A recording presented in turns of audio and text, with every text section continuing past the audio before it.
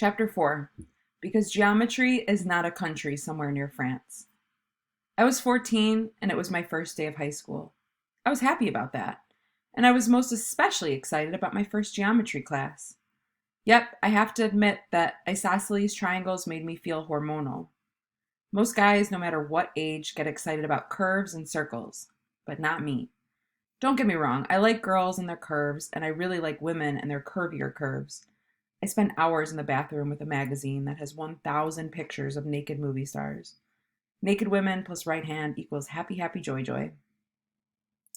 Yep, that's right. I admit that I masturbate. I'm proud of it. I'm good at it. I'm ambidextrous. If there were a professional masturbators league, I'd get drafted number one and make millions of dollars. And maybe you're thinking, well, you really shouldn't be talking about masturbation in public. Well, tough. I'm going to talk about it because everybody does it. And everybody likes it. And if God hadn't wanted us to masturbate, then God wouldn't have given us thumbs. So I thank God for my thumbs. But the thing is, no matter how much time my thumbs and I spend with the curves of imaginary women, I am much more in love with the right angles of buildings. When I was a baby, I'd crawl under my bed and snuggle into a corner to sleep.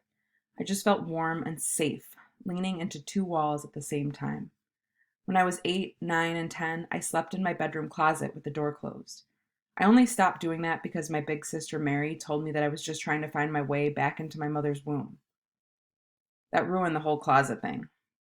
Don't get me wrong, I don't have anything against my mother's womb. I was built in there after all. So I have to say that I'm pro-womb, but I have zero interest in moving back home, so to speak. My sister's good at ruining things. After high school, my sister just froze. Didn't go to college, didn't get a job, didn't do anything. Kinda sad, I guess. Mary runs away. Acne scars that somehow make her look tough and pretty at the same time. Looks like Jennifer Lopez if J-Lo was smarter. Lightning bolt tattoo on the back of her neck. Tie-dye t-shirt shoplifted from The Gap. Distressed blue jeans shoplifted from Macy's. Birkenstock sandals stolen from the feet of an unconscious white pot dealer and poet. But she's also beautiful and strong and funny. She is the prettiest and strongest and funniest person who ever spent 23 hours a day alone in a basement. She is so crazy and random that we call her Mary Runs Away. I'm not like her at all. I'm steady. I'm excited about life. I'm excited about school. Rowdy and I are planning on playing high school basketball.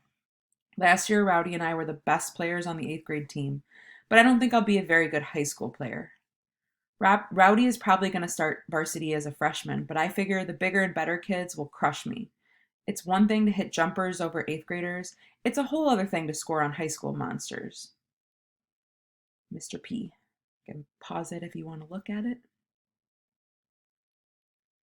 I'll probably be a bench warmer on the C squad while Rowdy goes on to all-state glory and fame. I'm a little worried that Rowdy will start to hang around with the older guys and leave me behind. I'm also worried that he'll start to pick on me too. I'm scared he might start hating me as much as all the others do. But I'm more happy than scared. And I know that the other kids are going to give me crap for being so excited about school, but I don't care. I was sitting in a freshman classroom at Wellpinette High School when Mr. P strolled in with a full box of geometry textbooks.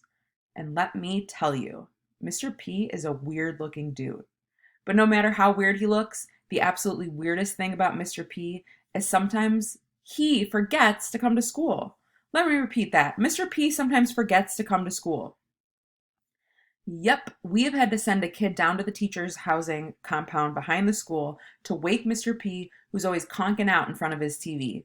That's right, Mr. P sometimes teaches class in his pajamas. He's a weird old coot, and most of the kids dig him because he doesn't ask much of us. I mean, how can you expect your students to work hard if you show up in your pajamas and slippers?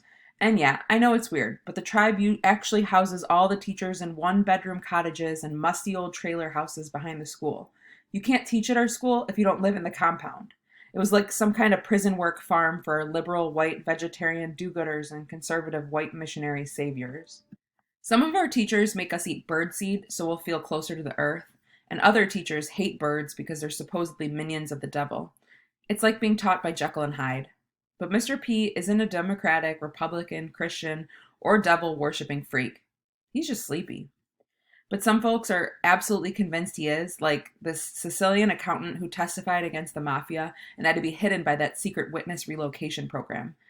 It makes some goofy sort of sense, I suppose. If the government wants to hide somebody, there's probably no place more isolated than my reservation, which is located approximately 1 million miles north of important and 2 billion miles west of happy. But geez, I think people pay way too much attention to The Sopranos. Mostly, I just think Mr. P is a lonely old man who used to be a lonely young man, and for some reason I don't understand, lonely white people love to hang around lonelier Indians. All right, kids, let's get cracking, Mr. P said as he passed out the geometry books. How about we do something strange and start on page 1? I grabbed my book and opened it up.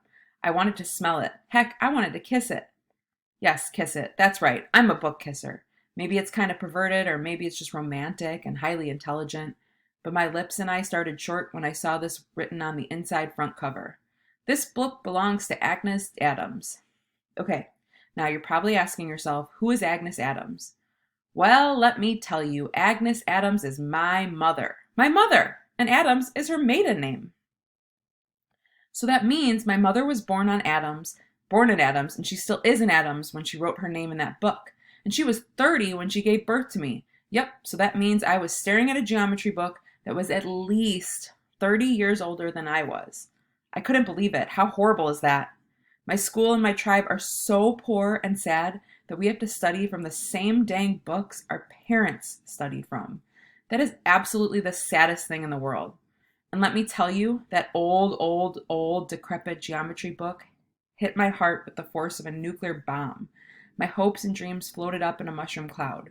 What do you do when the world has declared nuclear war on you? Smash the world's smallest reservation.